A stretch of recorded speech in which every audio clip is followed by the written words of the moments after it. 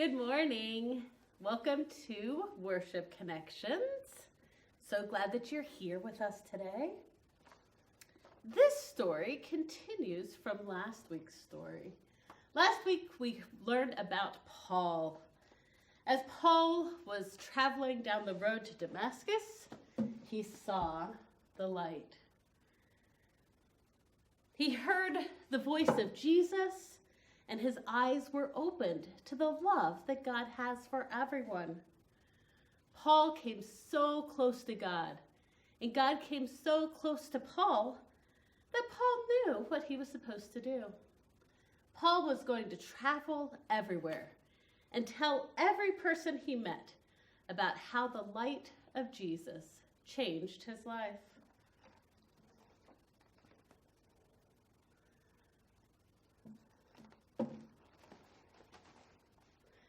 So Paul often traveled with friends.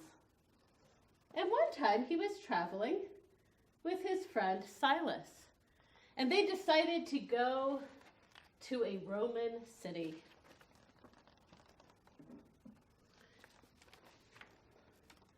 And in the Roman city, they told the people about Jesus. And they told the people that God loved everyone. And they told them the teachings of Jesus. But the people of the city were not interested. In fact, they did not even like Paul and Silas, and they did not like what Paul and Silas were saying. So the people went to the authorities of the city and said, "These Jewish men are telling us Romans what to do, and we don't like them. You should throw them in jail." And so the soldiers got Paul and Silas, and they threw them in jail. Now, I think you could say that Paul and Silas were having a pretty bad day. Here they were trying to help others, and then people got mad at them and threw them in jail.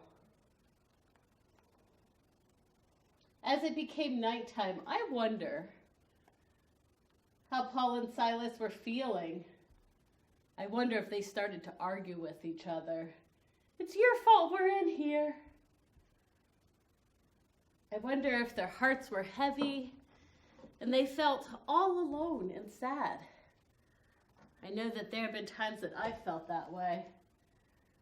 There they were, chained up in the jail cell. And it was dark and cold and dirty. But then, in the very darkest part of the night, when everyone was all alone, Paul and Silas started to do something. They started to sing. They started to sing hymns to God. They started to talk to God, to pray, and to thank God for always being with them. And everyone else in the jail started to hear this singing. And Paul and Silas started to feel that love of God in their hearts. And then all of a sudden, there was an earthquake. The jail doors opened up. The chains fell off of their feet. All of the prisoners and the people who were jailed were set free. They looked around. Everything that had kept them in jail was totally gone. Well, the jail guard ran out and he looked around. He saw that all the doors were open and all the chains were broken. And he was very worried. Because if he lost everyone in his jail, if they all ran away, he would be in a lot of trouble. But Paul yelled out to him, "It's okay. We're still all here. We didn't run." At that moment, the jail guard thought, "Wow, these people have something that I want. There's something missing in my life that they have. And so he invited Paul and Silas to come to his home.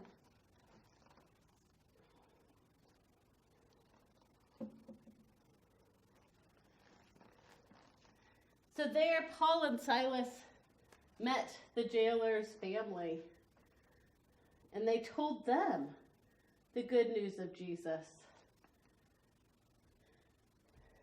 And then everyone in the jail guard's house was baptized, and they became part of this amazing family of God.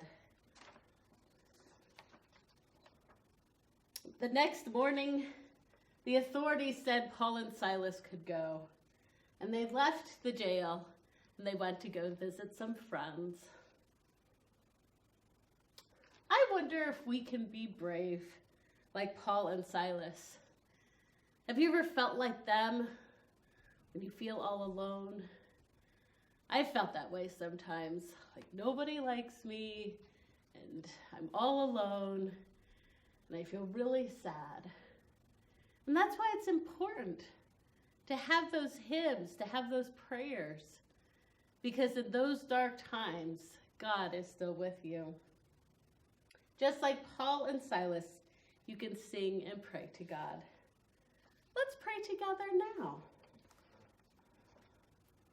Dear God, thank you for this new day. Oh, God has so many awesome things that are going to be there for you today.